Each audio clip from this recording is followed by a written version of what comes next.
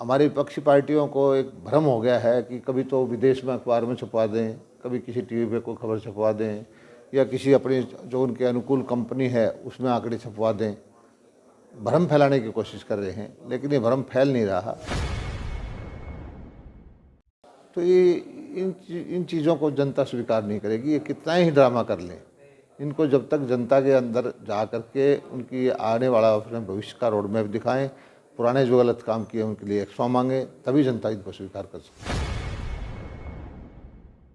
भिवानी के लिए बड़े सौभाग्य की बात है कि हमारे भारतीय जनता पार्टी की प्रदेश कार्यकारिणी कार्य समिति की बैठक जो है यहाँ हो रही है और 2 दिवसीय कार्यक्रम है। आज प्रदेश पदाधिकारियों की बैठक होगी, जिसमें हमारे जो संगठन महामंत्री हैं वो होंगे, प्रदेश अध्यक्ष ओम प्रकाश धनखड़ जी होंगे और केंद्र के नेता भी होंगे।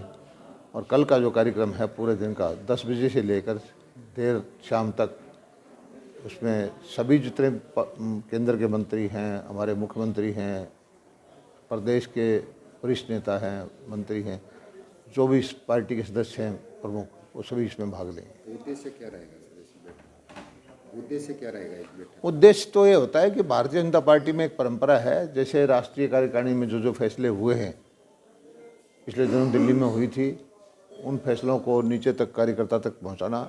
हमारे ये पहले राष्ट्रीय कार्यकारिणी होती है, फिर प्रदेश कार्यकारिणी, फिर जिला कार्यकारिणी, फिर आखिर करते करते बूथ स्तर तक हमें पहुंचना होता है।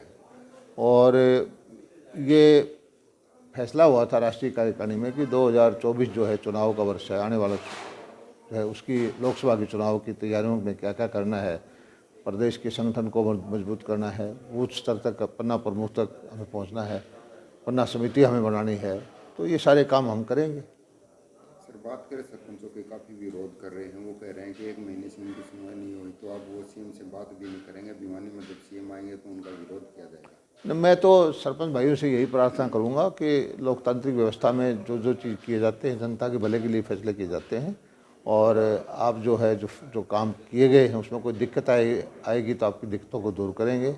और आप सरपंच का भी यही है मकसद, चुने हुए प्रतिनिधियों का भी ये मकसद है कि ज़्यादा से ज़्यादा जो है विकास के कार्य हों और जनता की सेवा हो।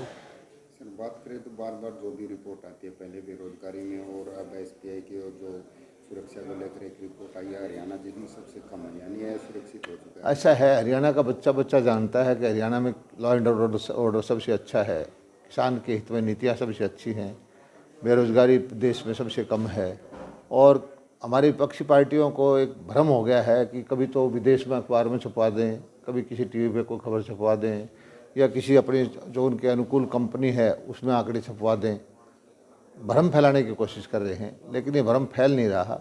आप बार बार देखते हैं कि जनता जो है कमल के निशान पर बटन दबा करके मोदी जी की नीतियों पर, भाजपा की नीतियों पर मोहर लगाती है। और विपक्ष के नेताओं को ये समझ लेना चाहिए कि वो इस तरह के भ्रम फैलाने की कोशिश करेंगे तो जनता इसको स्वीकार नहीं करेगी। सर बात करें विपक्ष की काफ़ी कमज़ोर दिखाई देता था, लेकिन अब संसद में अडाने का जो मामला है, सरकार को घेरे हुए, क्या मानते हैं कि सरकार पर हावी हो रहा है? क्योंकि पीएम जो मोदी हैं, अब ये विपक्ष वही चीज़ कर रहा है कि जो मैं बता रहा हूँ कि हर 2 साल में कभी किसी नाम से, कभी किसी नाम से, कभी किसी विदेश के अखबार में छपवा करके, किसी विदेशी कंपनी से कहलवा करके ये भ्रम फैलाने की कोशिश करते हैं। और इन्होंने, राहुल जी ने यात्रा की, एक मार्केटिंग कंपनी हायर करके इमेज बिल्डिंग का काम किया, लेकिन वहाँ पर जो कश्मीर में जाके कह दिया कि जिस धारा 370 को इतने सालों के बाद समाप्त किया था, कहता है पुरानी व्यवस्था बहाल करेंगे।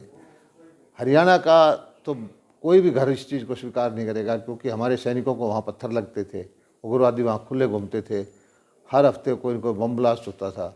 ये कौन सी व्यवस्था वही बहाल करना चाहते हैं? तो ये इन चीज़ों को जनता स्वीकार नहीं करेगी। ये कितना ही ड्रामा कर लें, इनको जब तक जनता के अंदर जा कर के उनकी आने वाला अपने भविष्य का रोड मैप दिखाएं, पुराने जो गलत काम किए उनके लिए एक्सवा मांगे, तभी जनता इनको स्वीकार कर सकती है।